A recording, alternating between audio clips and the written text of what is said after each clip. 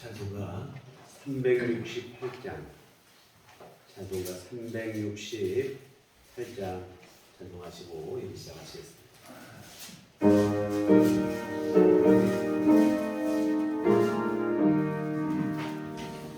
주 예수여 은혜를 내려주사 고층 많게 하옵소서. 잊으리고 목마른 나의 맘에 주 성령을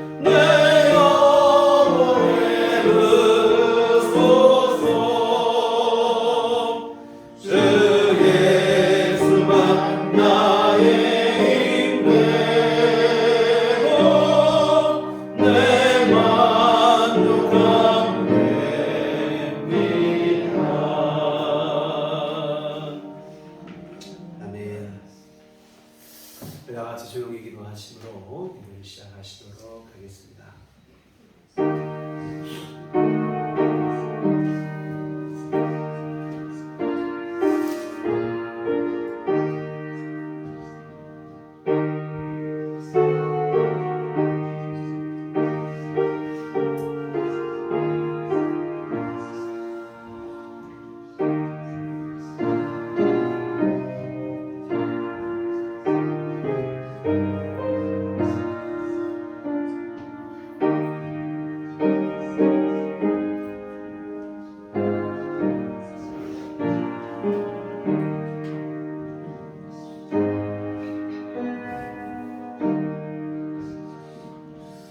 여호와여, 나의 기도에 귀를 기울이시고 내가 간구하는 소리를 들으소서. 나의 환난 날에 내가 주께 부르짖으리니 주께서 내게 응답하시리이다. 주여, 신들 중에 주와 같은 자 없사오며 주의 행하심과 같은 일도 없나이다.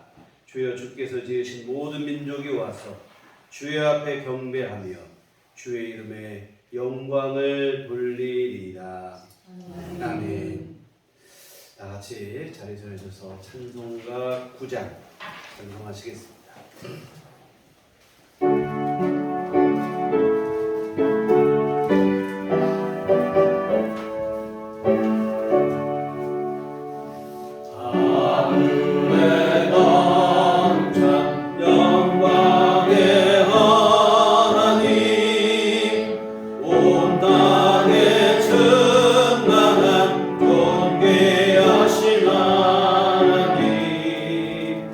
생명과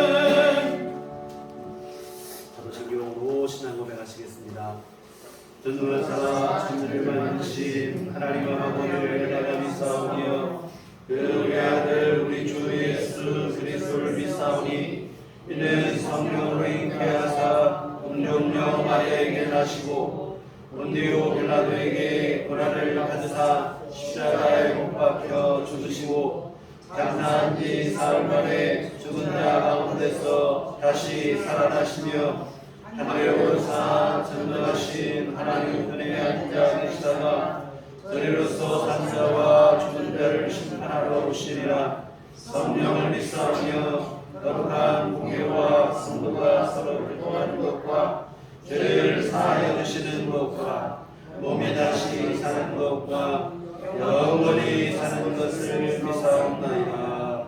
아멘.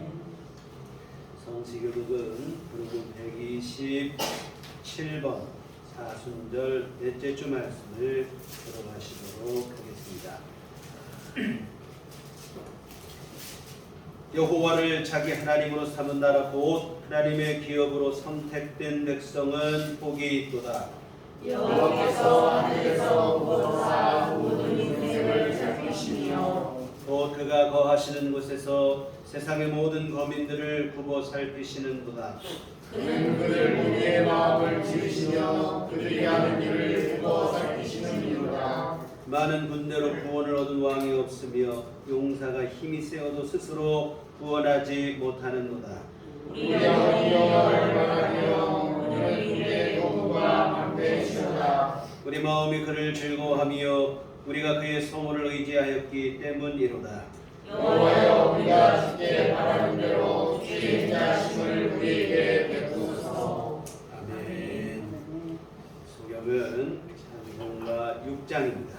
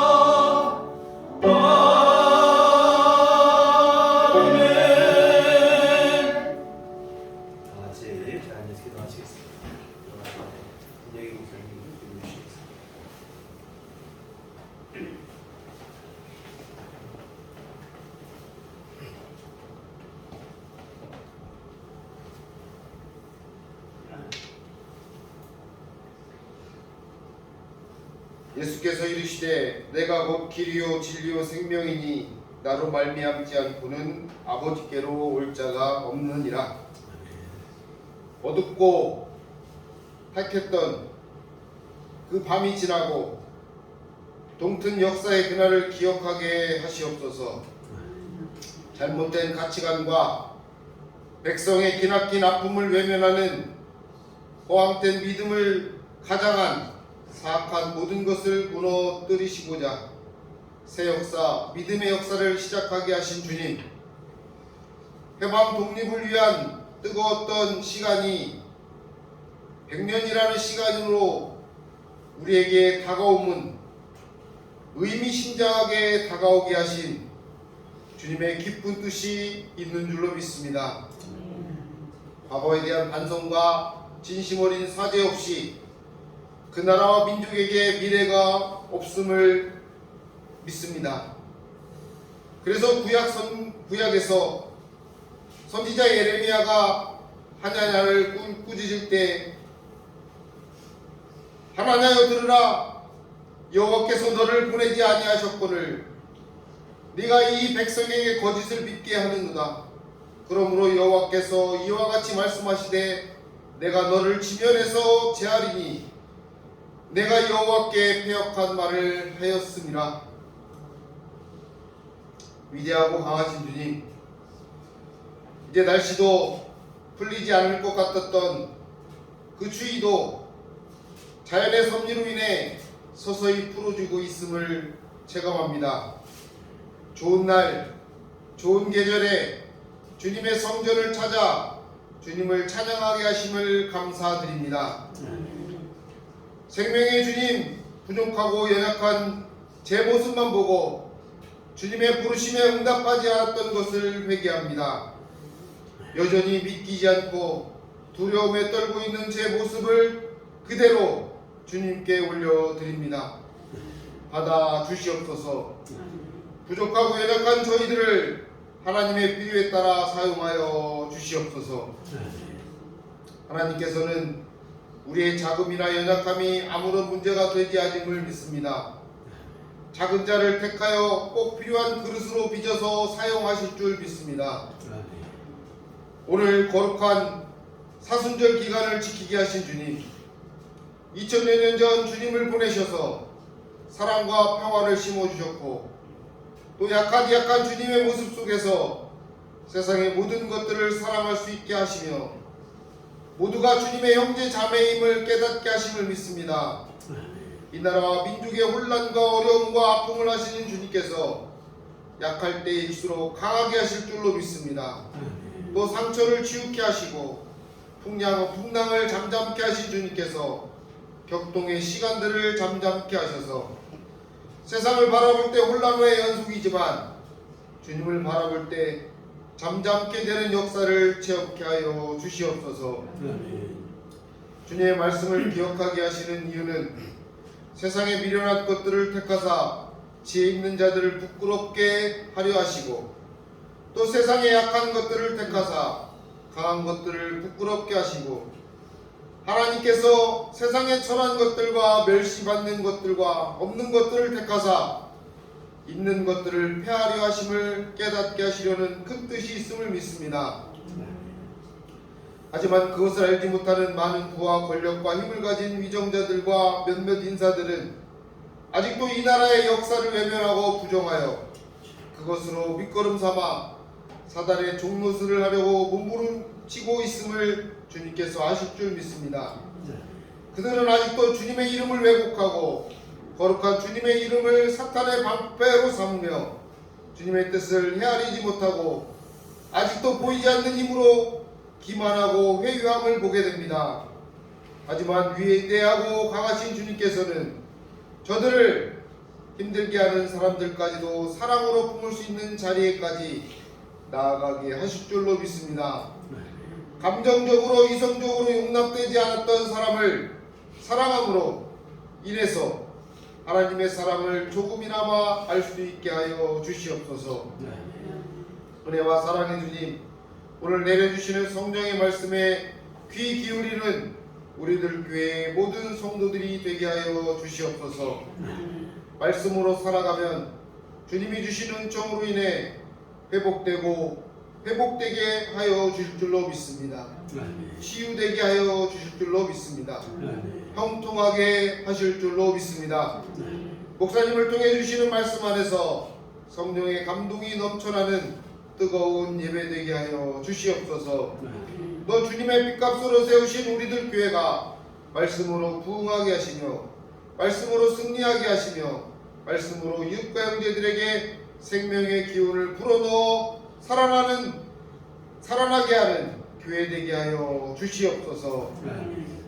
성령 충만한 목사님과 또 은혜가 넘치는 성도님들과 사랑이 가득한 우리들 교회가 늘 연약함 속에서도 주님의 뜻을 이루어가는 것을 흐뭇게 하시며 동행하여 주시는 예수 그리스도의 이름으로 간절히 기도합니다. 아멘.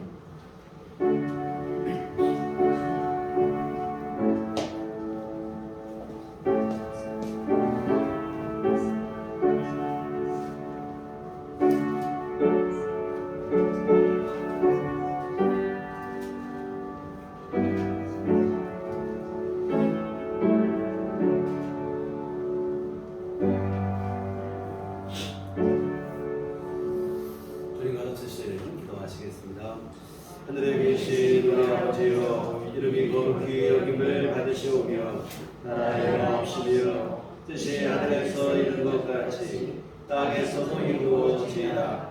오늘 우리에게 영원한 양식을 주옵시고 우리가 우리에게 죄지은 자를 사하여 준 것 같이 우리의 죄를 사하여 주옵시고 우리를 시험에 들게 하지 마옵시고 오만하게서 구하옵소서.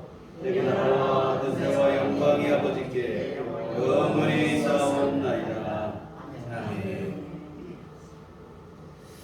이 시간 너희 주신 하나님 말씀 신약성경 마태복음 27장 32절부터 44절까지 말씀 함께 보시도록 하겠습니다.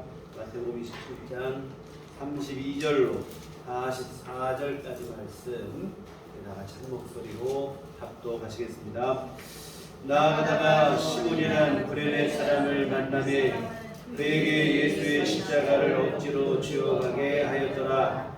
골고다 즉 해골의 곳이라는 곳에 이르러 쓸개 탄 포도주를 예수께 주어 마시게 하려 하였더니 예수께서 맛보시고 마시고자 하지 아니하시더라.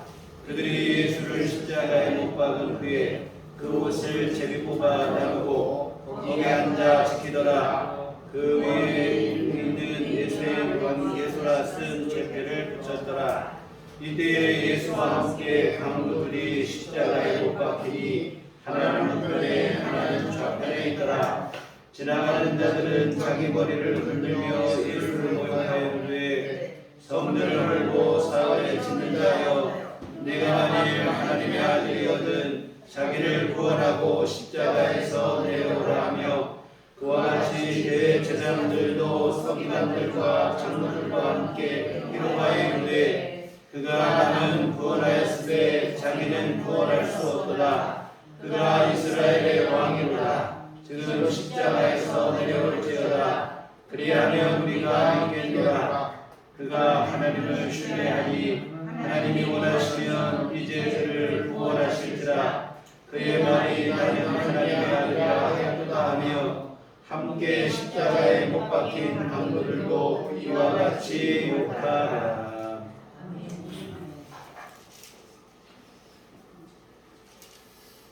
오늘 주에 배운 종과 평강인 교회로 문간을 함께 하시기를 기원합니다.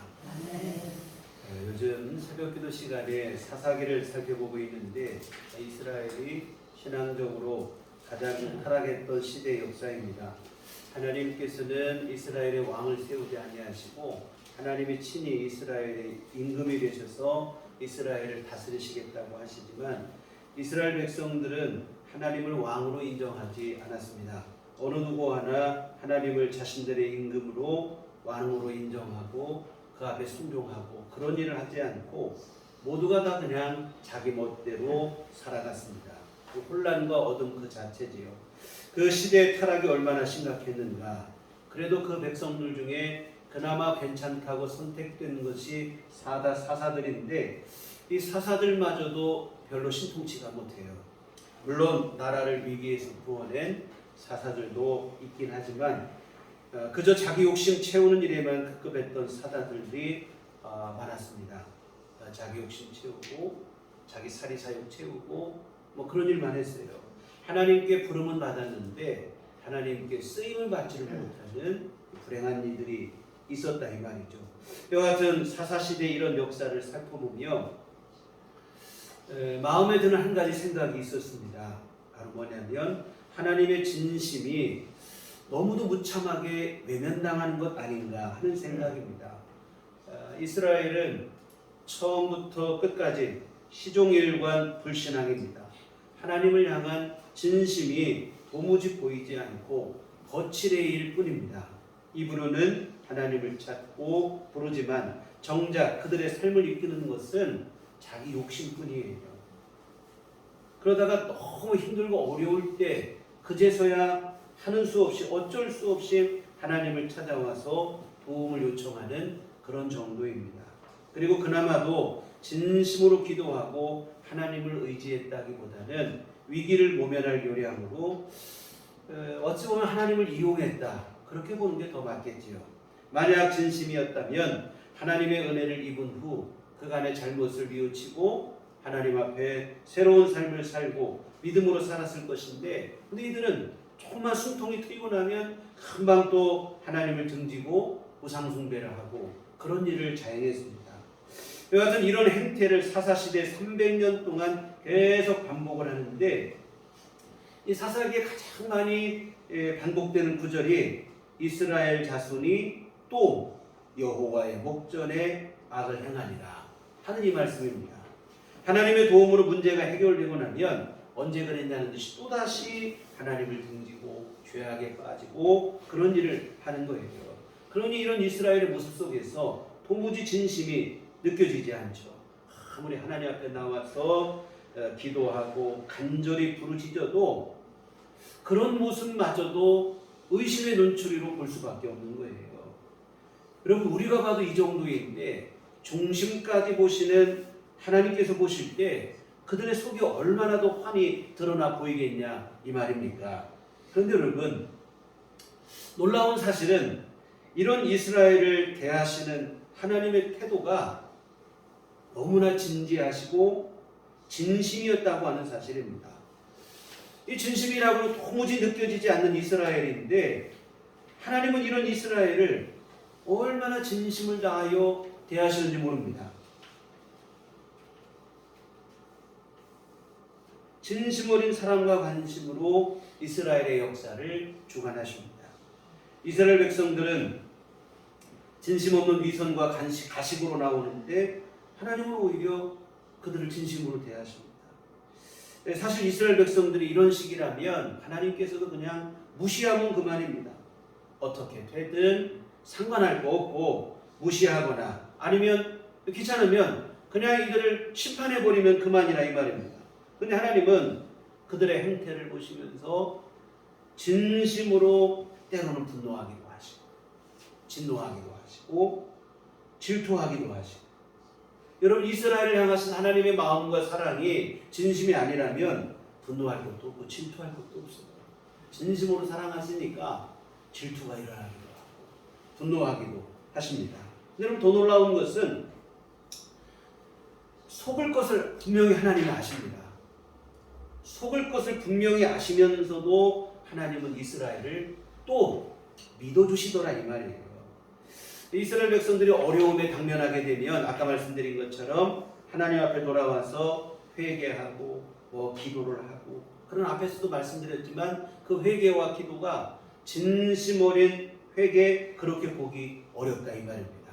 문제만 해결되면 또다시 옛생활 죄악된 삶으로 돌아갈 것이 뻔해요. 하나님께서 모르시냐 이 말입니다. 아시죠. 근데 하나님은 그렇게 될 것을 알면서도 속아주시는 거예요. 속을 걸 알면서도 또 믿어주시는 거예요. 그것도 진심으로. 여하튼 하나님은 하나님의 진심이 외면당하고 묵살을 당하고 계속해서 배신을 당하고 있지만 그럼에도 불구하고 시종일관 이스라엘 백성들을 향해서 진지함과 진심을 갖고 하나님께서 대하신다고 하는 사실입니다. 사랑하는 성도 여러분, 하나님은 온 우주 만물을 지으시고 역사를 주관하시는 만유의 주인이십니다. 스스로 충만하시기에 부족할 것이 없는 하나님이십니다. 그런데 이런 하나님께서 도대체 뭐가 아쉬워서 이렇게 목을 매는 것일까? 참 이해가 잘 안 돼요.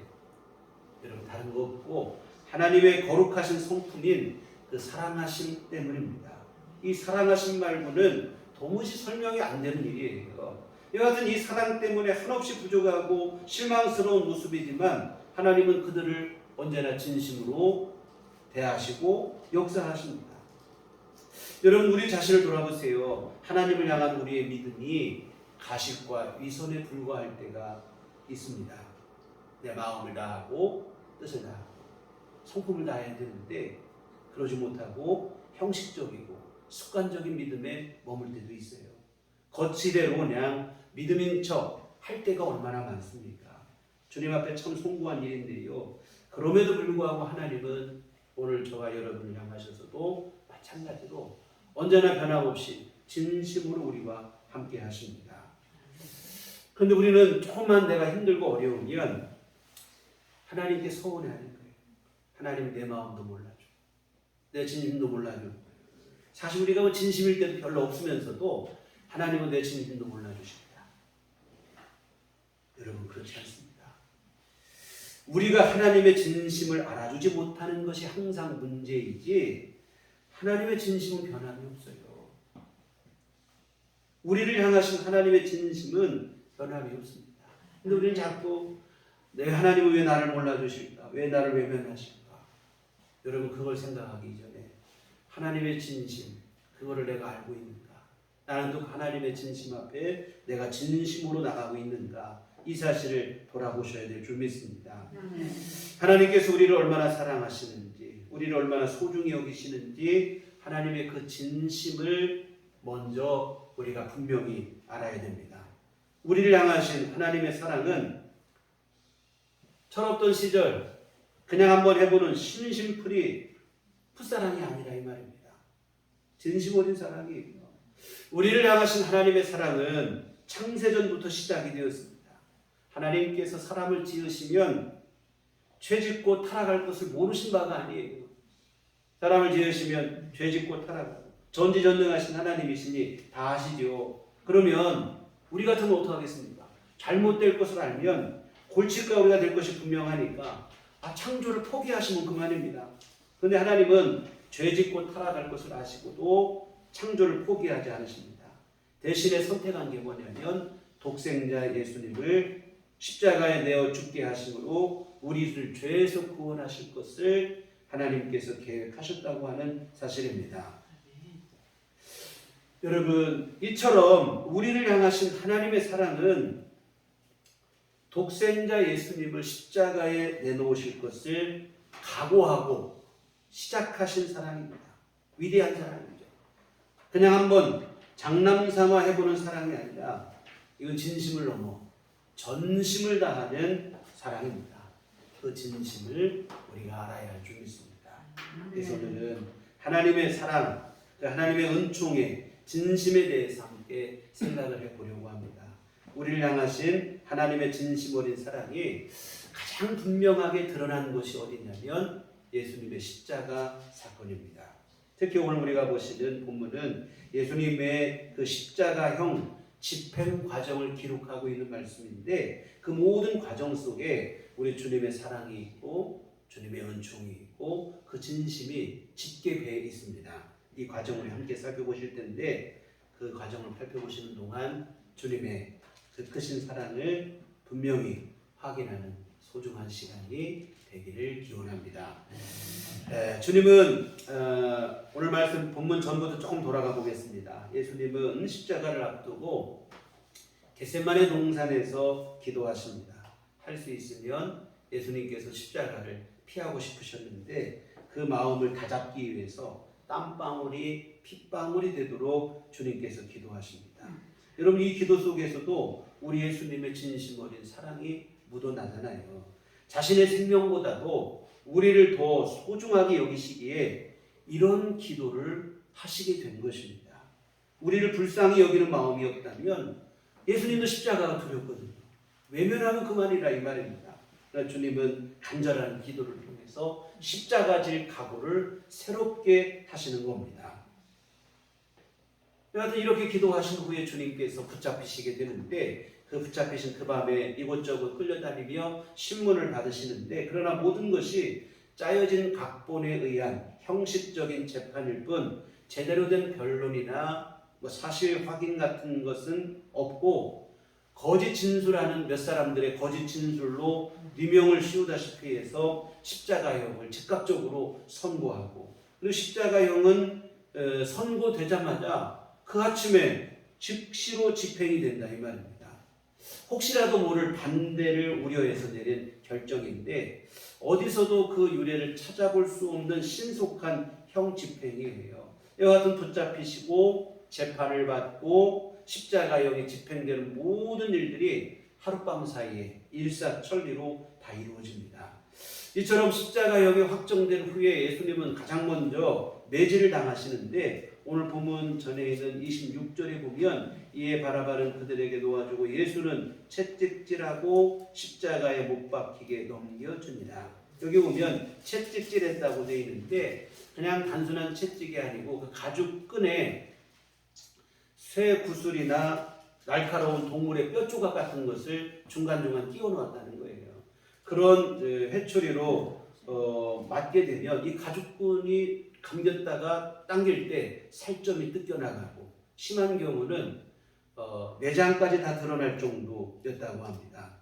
어떤 사람들은 십자가형이 집행되기 전에 이 채찍질만으로도 죽음에 이르는 경우도 허다했다고 합니다. 그것은 단순 매질이 아니라 살인에 가까운 무지막지한 폭력이 가해진 것입니다. 이렇게 매질을 당한 후에 로마 병사들에게 희롱을 당하는데 27절부터 31절까지 말씀이에요.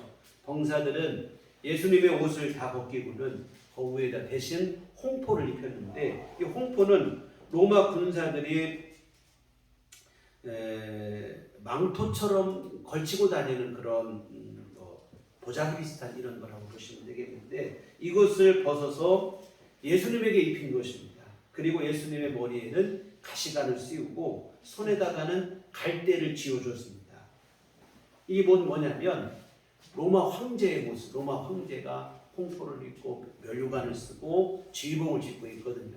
그 모습을 흉내내는 예수님이 유대인이 왕이라고 하니 내가 너를 왕처럼 대해주겠다 하고 한 행동인데 근데 그 모습이 마치 어릿광대 같잖아요. 맨몸에 그것도 제대로 된 것도 아니고 붉은 망토 하나 두르고 머리에는 면류관이 아니라 가시관을 쓰고 손에는 쥐봉 이게 아니고 갈대 지팡이를 하나 쥐고 있습니다. 참 어찌 보면 이게 마치 허수아비 비슷한 그런 모양새 아니겠어요? 이와 같은 이렇게 예수님을 우스꽝스러운 모습을 만들어 놓고는 이 병사들이 그 앞에 무릎을 꿇고는 뭐라고 하냐면 유대인의 왕이여 평안할지어다 하며 거짓 연기를 펼치는 거예요. 참 예수님을 조롱하는 거죠. 예수님 내가 유대인의 왕이냐? 그렇다면 내가 그렇게 해주겠다 하고 이런 식으로 예수님을 희롱하는 겁니다. 그런데 병사들의 조롱은 이 정도에서 그치지 않고 예수님의 얼굴에 침을 뺏고 또한 갈대를 빼앗아 머리를 때리는데 30절 말씀 보시겠습니다. 그에게 침 뱉고 갈대를 빼앗아 그의 머리를 치더라. 사실은 참 이 말씀 전후에 있는 이 말씀들을 읽을 때마다 참 너무 상상으로도 고통스러운 일입니다. 감히 예수님의 얼굴에 침을 뱉고 그리고 갈대를 뺏어서 머리를 때렸다고 했는데요. 이 갈대를 지휘봉처럼 손에 쥐어진 것도 조롱인데 그 갈대를 도로 뺏어서 머리를 때린 것은 더욱 잔인한 조롱입니다. 여러분 침을 뱉고 머리를 때리는 것은 이게 얼마나 치욕스럽고 모욕적인 일이냐 이 말입니다. 얼굴에 침을 뱉고 머리를 때리고 근데 여하튼 이런 치욕과 수모를 주님께서 당하십니다. 근데 여러분 이것은 이제 시작에 불과해요. 본격적인 십자가형이 시작이 되는데 그 십자가를 지고 형이 집행되는 장소까지 예수님이 직접 지고 가시는 거예요. 근데 우리가 아는 것처럼 온전한 십자가를 지고 가는 건 아니고 십자가 형이 집행되는 곳에 이미 세로로 된 기둥은 박혀 있는 거고 죄수는 가로 횡목을 어깨다 메고 가서 이제 십자가에 달리게 되어지는데 그 횡목의 무게가 한 20kg이었다고 합니다. 이게 결코 가벼운 무게가 아니죠. 20kg 이상이면 더군다나 이미 한 차례 매질을 통해서 온몸의 기운이 빠질 대로 다 빠진 상태면 자기 몸 하나 겨누기도 어려운데 거기에 무거운 십자가까지 졌으면 발걸음을 떼기조차도 어려운 그런 상황이 되어지죠. 결국 예수님이 십자가를 지고 가다가 중간에 오늘 우리 보신 본문에 보면 병사들은 예수님 십자가 지는 게 너무 힘들고 더 이상 나갈 수 없으니까 구경하던 사람 중에 한 사람을 지목하여 그 십자가를 대신 지게 하는데 우리 몇 주 전에 말씀드렸던 구레네 사람 시몬입니다. 이 시몬이 억지로 십자가를 지는데 참 영문도 모른 채 억지로 진 십자가인데 여러분 그 십자가에도 영광이 있었다 이 말입니다. 성경에 보시면 시몬의 두 아들 알렉산더와 루포는 초대교회 성도들 가운데 이름만으로도 알 수 있는 신앙인이 됩니다. 그리고 바울은 시몬의 아내를 향해서 자신의 어머니라고까지 높였다 이 말이에요. 여하튼 온 가족이 예수 믿어 구원받는 귀한 은혜를 입은 억지로 진 십자가에도 이와 같은 영광이 있습니다.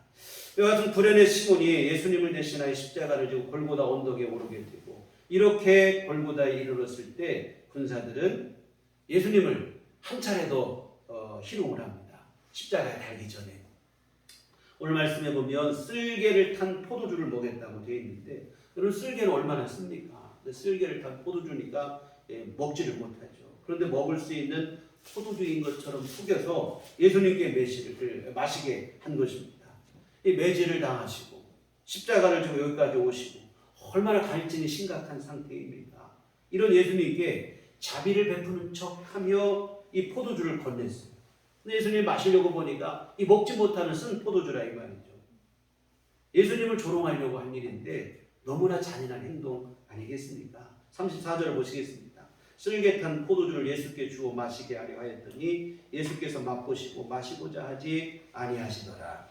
예수님께서 맛을 보시고는 먹지 못하는 포도주임을 아시고는 마시기를 거부하십니다. 그런데 여러분 병사들은 계속해서 마시기를 억지로 권유하는 거예요. 우리 성경에는 마시지 않으셨다는 말이 이례적인 의미인 것처럼 표현이 되어 있지만 원문에는 이게 이례적이 아니라 이 일을 반복적으로 한 그 의미의 단어로 기록이 되어 있어요. 다시 말해서 로마 군사들은 먹지 못하는 포도주를 예수님께서 안 마시려고 하니까 거기서 그친 게 아니고 억지로 자꾸 먹이려고 하는 거예요. 이 사람이 얼마나 악랄해질 수 있는지를 여실히 보여주는 장면인데 이제 곧 십자가에 달리셔야 하는 예수님이십니다. 이미 매질과 십자가를 지심으로 지칠 대로 지친 상태이기도 합니다. 그런데 이런 예수님을 향한 긍휼의 마음이 추호도 없는 거예요. 그냥 못 먹는 포도주로 장난이나 치고 억지로 먹이고 이 천인공노할 일이죠. 이와 같은 마지막 순간까지 예수님께서 이렇게 희롱과 조롱을 당하신 후에 결국 십자가에 못 박히시게 되는데 십자가에 달릴 때는 사람을 손목에 못을 받고 발등에 목을 박아서 십자가에 못 박게 되어지는데 이렇게 못이 박히게 되면 이 살점과 뼈가 으스러지고 엄청난 고통을 느끼게 되어지는데 이때의 고통에 대해서 예수는 역사다라는 책에 보니까 이렇게 기록이 되어 있어요. 십자가에 못 박혔을 때 가해지는 고통, 팔꿈치를 벤치로 잡고 비틀어 뭉개는 것과 같은 고통이 가해진다 이렇게 되어 있어요. 여러분 팔꿈치가 얼마나 이게 모든 신경이 집약되어 있다 보니까 우리가 지나가다 살짝만 여기 스쳐도 어디 부딪혀도 깜짝깜짝 놀라고 아프잖아요. 그런데 그런 부위를 이거 벤치 같은 것을 붙잡고 비틀었다고 하면 이게 얼마나 큰 고통입니까? 이처럼 주님께서 십자가에 당하신 고통은 그보다 더 큰 엄청난 고통을 주님이 받게 되셨다 하는 사실입니다. 이처럼 주님은 십자가에서 말로 형언할 수 없는 고통을 온몸으로 당하셨는데 이 거룩하고 숭고한 우리 주님의 사랑과 희생과 은총의 현장이 바로 십자가 지시는 그 자리입니다. 그런데 그 시각 그 예수님의 십자가 지신 그 밑에서 어떤 일이 벌어지냐면 어처구니 없는 일들이 벌어지는데 35절을 보시면 그들이 예수를 십자가에 못 박은 후에 그 옷을 제비 뽑아 나누고 이렇게 되어 있습니다. 통상적으로 십자가형이 집행되고 나면 죄수의 옷은 사형 집행자들의 몫이었다고 합니다. 당시에 옷이 귀하던 시절이니 이 또한 무시할 수 없는 수입원이 될 것입니다. 이와 같은 병사들은 자신의 죄를 위해 죽으시는 예수님의 십자가 밑에서 주님의 은혜 앞에 감사하고 이런 것을 모르고 그간 조롱하고 희롱하고 주님이 십자가에 달리니까 이들은 오직 그 옷을 누가 나눌 것이냐 제비 뽑아가지고 그 옷을 나눠가는 거예요. 이건 누가 가고 저건 누가 가고 탐욕한 욕심을 추구하고 있는 거라 이 말입니다. 자신들의 죄를 위해 죽으시는 줄도 모르고 그저 탐욕의 혈안이 되어서 거룩하신 주님의 옷에 욕심을 내고 있습니다. 은혜도 모르고 감사도 모르고 그저 욕심만 작용하는 기가 막힌 현장이에요. 다음으로 그 자리에 모였던 무리들도 별반 다르지 않습니다.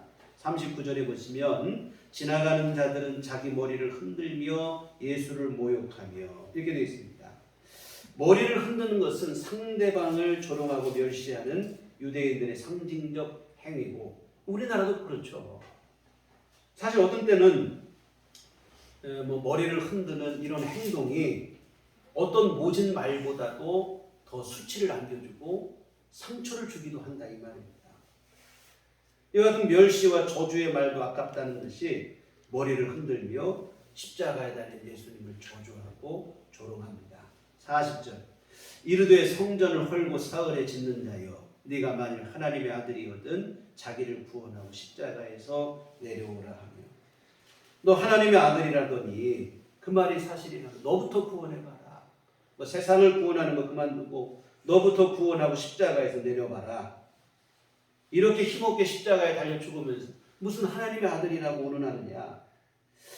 사실 이 부분을 읽을 때 가장 의문이 일어나요. 어찌 이런 말을 할 수 있단 말인가. 주님은 또 어떻게 이런 도발성 조롱을 참아내실 수 있었을까. 이와 같은 죽음을 통해 우리 주님은 사랑을 실천하고 계신데 오히려 거기다 대고 온갖 조롱과 모욕을 퍼붓는 것입니다. 다음으로 대제사장을 비롯한 사내들인 공회원들인데 이들 또한 예수님을 해롱하죠. 알턴이 빠진 것 같은 그런 마음이었겠죠. 평소 이들은 예수님을 눈의 가시처럼 여겼는데 이제 십자가에 달리게 됐고 이제 다시 안 보게 됐으니 너무 통쾌하겠죠. 그런 마음으로 저주를 퍼붓는데 42절에 보면 그가 남은 구원하였으되 자기는 구원할 수 없도다. 그가 이스라엘의 왕이로다. 지금 십자가에서 내려올지어다. 그리하면 우리가 믿겠노라. 비슷한 얘기죠. 다른 사람 그만두고 너부터 구원해봐라. 너희 유대인의 왕이라고 하더니 십자가에서 내려오라.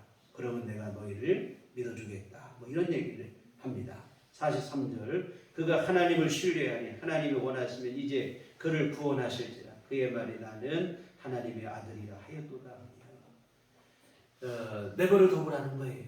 그가 평소 하나님의 아들이라고 했으니 하나님의 아들이면 하나님께서 그를 구원해 주시지 않겠느냐. 조롱하는 거예요. 다음으로 함께 십자가에 못 박힌 강도들 44절에 보면 함께 십자가에 못 박힌 강도들도 이와 같이 욕하더라. 사실 자신들 또한 십자가에 못 박히는 상황인데 이들마저도 예수님을 향해 욕을 퍼붓는 거예요. 누가복음에 의하면 두 강도 중 한 사람은 나중에 회개하고 주님께 은혜를 구하여 구원을 얻습니다만 처음에는 두 사람 모두 예수님을 모욕하고 조롱하고 그런 일을 했습니다. 사랑하는 성도 여러분, 우리 예수님께서 말할 수 없는 육체적인 고통을 겪으셨습니다. 또한 온갖 조롱과 수치를 당하셨습니다. 도저히 참기 힘든 인격 모독과 희롱을 당하셨습니다. 입에 담기에도 끔찍한 저주스러운 말들을 들었습니다. 그런데 주님은 아무 말 없이 이 모든 고통과 치욕을 묵묵히 감당하셨습니다. 얼마든지 이 모든 상황을 뒤엎을 수 있는 능력이 주님께 있음에도 불구하고 근데 주님은 이 모든 고통과 조롱을 묵묵히 감내하실 뿐 아무 말씀이 없어요. 오늘 우리가 읽은 본문 보세요. 예수님께서 하신 말씀이 한 말씀도 기록이 없어요. 우리 주님은 아무 말씀도 없고 아무런 대응도 없이 고통을 가하면 가하는 그대로 다 받으시고 조롱과 치욕과 모욕의 말을 하면 그 모든 말을 그냥 다 들으시고 온전히 감당하신 분입니다. 사실 여러분 오늘 본문의 상황 직접 고통을 당하는 우리 그 입장이 아닌 우리로서도 사실 이 말씀을 읽으면 참기 어려운 의문이 일어난다 이 말입니다. 직접 우리가 당하는 것도 아님에도 기록으로만 봐도 참기 어려워요. 그런데 우리 주님은 그 모든 고통을 그 모든 저항을 또한 조롱과 치욕을 아무런 저항도 안 하시고 그냥 반박도 하지 않으시고 있는 그대로 다 받으신 거예요. 하실 말씀이 없는 것도 아니고 또한 그들을 심판하실 능력이 없는 것도 아니면서도 주님이 그렇게 하셨습니다. 왜 그렇게 하셨겠습니까? 오늘 저와 여러분을 향하신 이 세상을 향하신 주님의 사랑이 그만큼 진심이었다고 하는 사실을 반증하는 그러한 일인 줄 믿습니다. 여러분 십자가의 고통보다도 사람들의 조롱과 희롱보다도 이 세상을 향하신, 이 땅에 우리를 향하신, 우리를 구원하시고자 하시는 주님의 사랑이 더욱 컸기 때문에 그런 일이 가능했습니다. 죄와 사망에서 우리를 구원하시기 위해서 주님께서 모든 고통도 아픔도 분노도 다 참고 인내하셨습니다. 우리를 향하신 주님의 사랑이 이처럼 위대하십니다.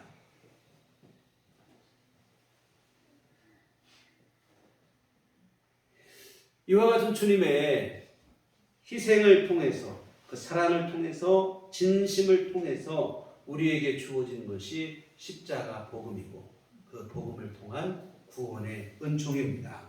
우리가 예수님의 십자가를 통해서 죄사함 받고 영생을 누리고 하나님의 자녀로서 살아가게 되어지는데, 이 모든 게 그냥 어느 날 갑자기 손쉽게 우리에게 주어진 일이 아니라 지금까지 살펴본 것처럼 우리 주님께서 극심한 고통 그리고 온갖 조롱과 멸시를 다 참으시고 십자가를 감당하신 덕분입니다. 이와 같은 주님은 진심을 다하실 때 죽음을 통해서 진심을 우리에게 증명하셨습니다. 사랑하는 성도 여러분, 오늘 드리고 싶은 말씀은 바로 이것입니다. 주님의 이런 진심이 더 이상 외면받는 일이 오늘 저와 여러분 안에서는 없었으면 하는 것입니다. 주님의 진심 앞에 우리 또한 진심이 되었으면 하는 것입니다. 우리 예수님은 진심을 다해서 우리를 사랑하시고 극기하는 십자가에 죽기까지 하셨는데, 정작 우리는 주님 앞에 진심이 못 될 때가 너무 많아요. 우리의 믿음이 가식적이고 위선적일 때가 얼마나 많습니까? 형식적이고 습관적일 때도 많고 거칠에 불과할 때도 많이 있습니다. 주님은 한순간도 우리를 향하신 진심이 무너진 적이 없는데, 우리는 한순간마저도 진심이 되기가 어려운 게 사실 우리의 형편이기도 합니다. 너무 송구한 마음이 들었어요. 사사기를 읽으면서 이스라엘 백성들이 어찌 이럴까 했는데 알고 보니 사실은 그게 우리의 모습인 거예요. 참 주님께 너무 송구한 생각이 들어서 오늘 이 말씀을 통해서 주님을 향한 우리의 믿음과 사랑도 언제나 변함없는 진심이 됐으면 얼마나 좋을까 하는 마음에서 오늘 말씀을 드립니다. 여러분, 삶의 매 순간이 주님 앞에 진심이기를 부탁을 드립니다. 여러분의 삶의 자리 모든 곳에서 진심이기를 부탁을 드립니다. 언제나 어디서나 진심 어린 믿음이 되고 하나님을 진심으로 사랑하는 삶이 되었으면 좋겠습니다. 신앙은 그저 형식적일 뿐이고 삶은 여전히 내 마음대로 살아가는 그러한 신앙은 곤란합니다. 우리 주님은 십자가 고난 앞에서도 우리를 향한 그 진심이 변하지 않았습니다. 진심 어린 사랑으로 십자가의 고통을 이겨내시고 모든 조롱과 멸시와 수치와 치욕을 다 감내하셨습니다. 근데 참 죄송하게 우리는 너무 눈앞에 잠깐의 손해, 때로는 작은 이익 앞에서 믿음이 흔들릴 때가 너무 많이 있어요. 우리 예수님의 그 진심이 이렇게 무시되어서는 안 됩니다. 신앙생활에 진심을 다해 임하시는 우리 모두가 됐으면 좋겠습니다. 신앙생활은 여가생활이 아니고 우리 삶의 기초이고 우리 삶의 버팀목이 되어진다는 사실을 잊지 않으시고 언제나 어디서나 진심을 다한 믿음으로 살아가시는 우리들 교회 온 교우들 되시기를 주님의 이름으로 축원합니다. 기도하시겠습니다. 하나님 아버지, 우리 주님의 진심이 때로는 외면당하고 무시당하고 왜곡될 때가 있는데 오늘 우리 안에서 별것도 아닌 일 때문에 우리 주님의 진심을 외면한 채 내 마음대로 살아가는 일들이 이제는 더 이상 없게 하여 주시옵소서. 우리 주님의 진심 앞에 오늘 우리도 진심이 되게 하여 주시옵소서. 내 삶의 모든 순간이, 내 삶의 모든 자리가 주님을 향한 믿음의 삶의 자리가 되게 하시고 우리 주님을 진심으로 사랑하는 삶의 자리가 될 수 있도록 도와주시옵소서. 예수님 이름으로 기도했습니다. 아멘. 찬송가 144장 찬송가 144장 찬송하시겠습니다.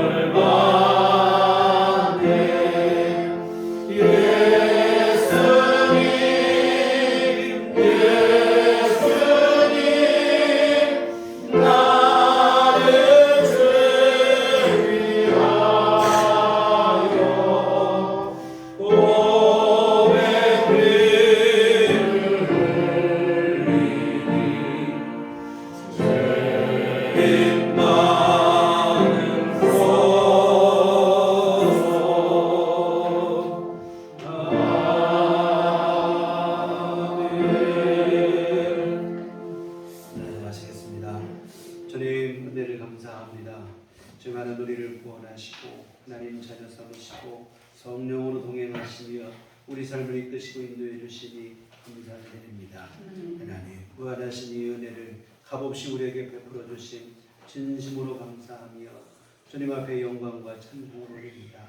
오늘도 귀한 주님의 은혜를 기억하며 주 앞에 감사를 드리며 이 헌금을 드립니다. 하나님 기뻐 받으시고 주님의 귀한 일 이루도록 주께서 복을 내려 주시옵소서. 아버지 하나님 귀한 헌금 드리고 몸과 마음과 시간과 정성 들여 주님을 예배한 모든 성도들을 우리 주님 기뻐 받아 주시옵소서. 아버지 하나님 귀한 심령마다 주님 믿음을 더하여 주시어 우리 주님 의지하여 믿음으로 승리하는 삶을 살게 하시고 우리 주님의 진심 앞에 진심으로 나아가 하나님을 사랑하며 섬기며 믿음으로 살아갈 수 있도록 도와주시옵소서. 아버지 하나님 세상이 어둡고 여러 가지 일들이 혼란스러운 가운데 우리의 믿음마저도 때로는 희미하고 흔들릴 때가 있사오나 주여 아버지 하나님 주님께서 여전히 이 땅 가운데 역사하여 주시고 하나님은 좋으신 우리 아버지가 되시고 하나님께서 선하시고 이루어진 일들을 이루시며 하나님 나라를 완성하실 것을 우리 의심 없이 믿게 하여 주시옵시고 우리 주님 굳게 의지하여 살아가는 온전한 믿음의 사람이 될 수 있도록 우리에게 더 큰 믿음을 더하여 주시옵소서. 아버지 하나님 또한 주님께 원하옵기는 우리 날마다 구하는 기도마다 주 안에 응답되게 하여 주시옵시고 하나님의 도우심 얻는 삶을 살아가게 하여 주시옵소서. 우리는 심히도 연약하고 부족하여 주님은 종 아니면 살아갈 수 없는 존재임을 기억하며 하나님의 도움을 간절히 구하며 주 앞에 기도할 때 아버지 하나님 그 기도를 들으시고 하나님께서 역사하여 주시옵시고 하나님께서 선한 길로 더 복된 길로 인도하여 주시옵소서. 아버지 하나님 또한 주께 간구하옵기는 아버지 하나님 육신 연약한 교우와 성도들을 기억하여 주시옵소서. 육신의 질고로 또 원치 않은 사고로 아버지 하나님 힘들고 어려운 병상 생활을 지내고 있는 성도들이 있습니다. 하나님께서 기억하여 주시옵시고 주님 권능의 손길로 친히 안수하여 주시오 다친 것은 치료되게 하여 주시옵시고 병든 것은 고쳐지게 하여 주시옵소서.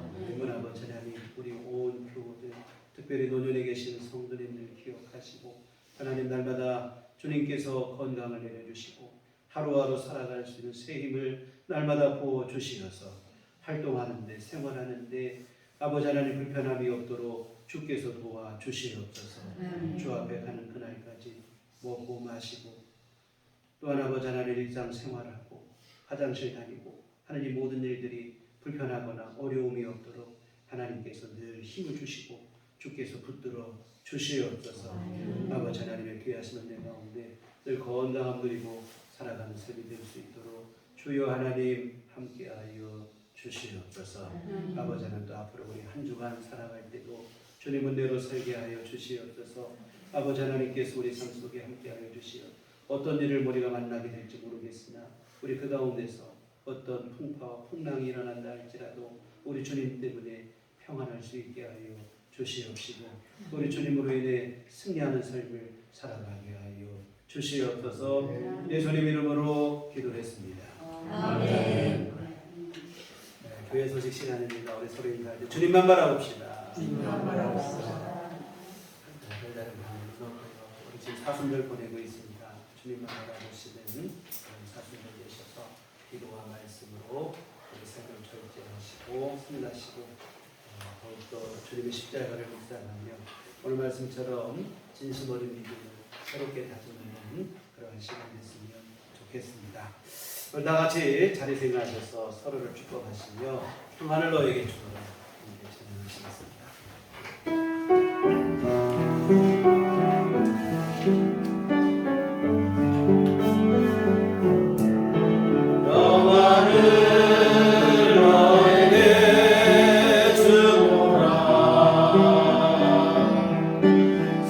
세상이 죽을 수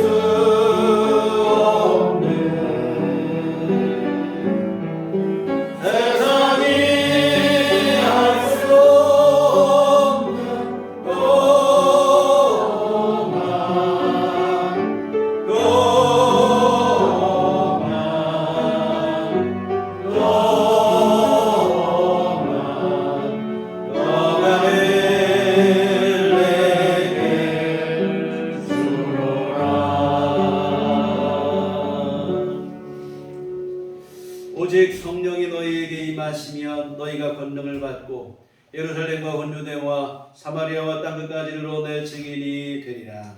우리가 주의 증인이 되겠습니다. 이제는 우리 주 예수 그리스도의 구속의 은혜와 하나님 아버지의 그 크신 사랑하심과 성령님의 이로교통 역사 감화감동 충만하시니 주의 피로 세우신 우리들 교회와 오직 우리 주님의 진심 앞에 우리도 진심으로 나아가기를 소원하고 다짐하는 주의 모든 자녀들의 심령이 지금부터 영원토록 함께 계시기를 간절히 축원하옵나이다. 아멘.